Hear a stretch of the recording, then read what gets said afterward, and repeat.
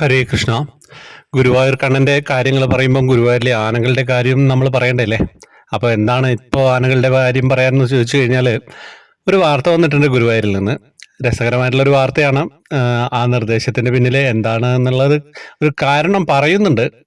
അത് എത്ര കണ്ട് കാര്യമായിരിക്കാമെന്ന് അത് അനുഭവിക്കുന്നവർക്ക് പാപ്പാന്മാർക്കൊക്കെ തന്നെ അറിയുള്ളൂ എന്താണ് അതിന്റെ പിന്നിലുള്ളത്. നല്ല മറ്റു കാര്യങ്ങളൊന്നും ഉണ്ടാകാൻ സാധ്യതയില്ല ഗുരുവായൂരിൽ, അല്ലേ? എന്താണ് വാർത്ത എന്നറിയോ? കുറുതൊട്ട് ആനകൾ വരേണ്ട, ലംഘിച്ചാൽ വൻ തുക പിഴ, ഒടുക്കേണ്ടത് പാപ്പാന്മാർ. ഗുരുവായൂർ ദേവസ്വത്തിന്റെ നിർദ്ദേശത്തിൽ നല്ല പ്രതിഷേധമൊക്കെ ഉണ്ട്. എന്താണ് കുറി തൊട്ട് ആനകൾ വരണ്ട എന്നാണ് പറഞ്ഞിട്ടുള്ളത്.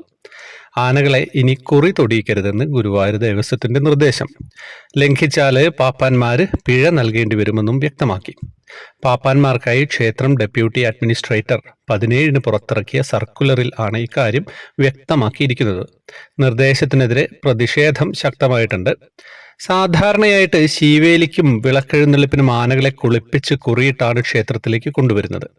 ആനയുടെ മസ്തകത്തിലും ചെവികളിലും വാലിലും ചന്ദനം, കളഭം, കുങ്കുമം എന്നിവ കൊണ്ടാണ് പാപ്പാന്മാർ തൊടിയിക്കാറുള്ളത്. കുറി പല നിറത്തിലുള്ള കുറി തൊടിയിക്കുന്നത് നെറ്റിപ്പട്ടം കേടുവരുത്തുന്നുവെന്നാണ് കാരണം ചൂണ്ടിക്കാണുന്നത്.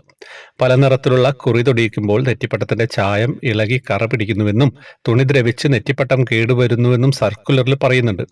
കുറി തൊട്ടിട്ട് കേടായ നെറ്റിപ്പട്ടം നന്നാക്കുവാൻ 10,000 മുതൽ 20,000 രൂപ വരെ ചെലവ് വരും. നിർദ്ദേശം ലംഘിച്ചാൽ പാപ്പാന്മാരിൽ നിന്നും പിഴ ഈടാക്കുമെന്നും സർക്കുലറിൽ പറയുന്നുണ്ട്.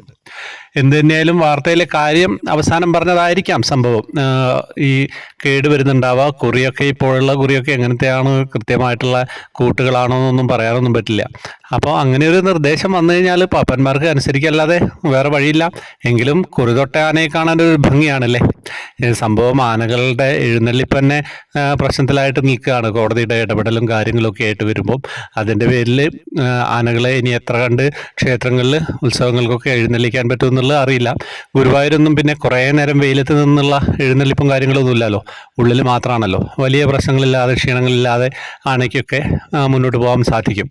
മറ്റു ഉത്സവങ്ങളുടെ കാര്യം പറയുമ്പം ഈ ഉത്സവ സീസൺ വരികയാണ്.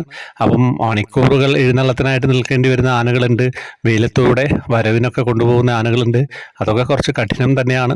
അപ്പോൾ ഈ വാർത്ത എങ്ങനെയാണ് അപ്പോൾ നിങ്ങൾ കേട്ടിട്ടുണ്ടാവും, എങ്കിലും നിങ്ങളോടൊന്ന് ഷെയർ ചെയ്യാണ്, എല്ലാവരിലേക്കും എത്തിക്കുക. ഹരേ കൃഷ്ണ.